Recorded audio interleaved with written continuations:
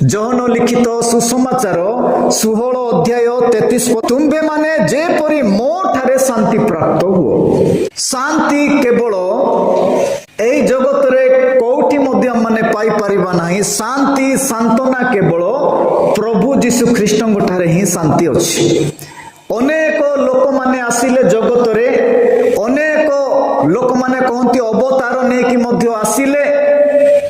ସେମାନେ ସମସ୍ତେ এই ଜଗତର ଲୋକମାନଙ୍କୁ ସେବା କରିବା ନିମନ୍ତେ ଆସିଲେ ନାହିଁ, ଜଗତର ଲୋକମାନଙ୍କୁ କଷ୍ଟ ଦେବା ନିମନ୍ତେ, ବିନାଶ କରିବା ନିମନ୍ତେ, ସଂହାର କରିବା ନିମନ୍ତେ ଆଉ ଜଣଙ୍କ ବିରୁଦ୍ଧରେ ଜନ୍ମ ହୋଇକି ସେମାନେ ଅବତାର ନେଇକି ଆସିଲେ। କିନ୍ତୁ ସଦାପ୍ରଭୁ ସ୍ୱୟଂ ପ୍ରଭୁ ଯୀଶୁ ଖ୍ରୀଷ୍ଟଙ୍କୁ ଜଗତରେ କେବଳ ପଠାଇଲେ କଣ ପାଇଁ? ଶାନ୍ତି ଦାନ କରିବା ନିମନ୍ତେ। ହାଲେଲୁୟା।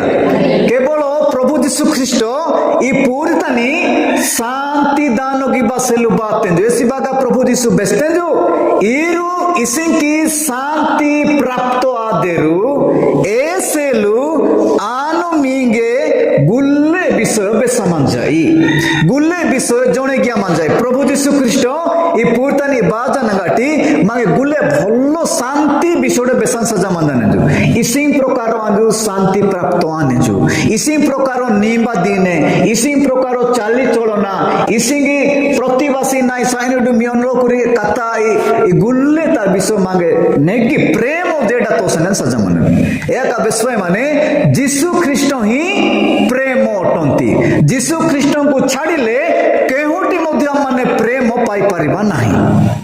ଏସି ବାଗି ଜାନାଗାଟି ନେ ଯା ଯୋଉ ପଡ଼ିଆ ଜମାନାସୁ ଯୀଶୁ ବେଶୀ ମାନେ ଯୋଉ ମୁଁ ତୁମ୍ଭ ମାନଙ୍କୁ ଶାନ୍ତି ସ୍ଥାପନ କରେଇ ଯାଇଅଛି ବା ଶାନ୍ତି ପ୍ରାପ୍ତ କରେଇ ବା ନିମନ୍ତେ ସମସ୍ତ ବିଷୟ କହି ସାରିଅଛି।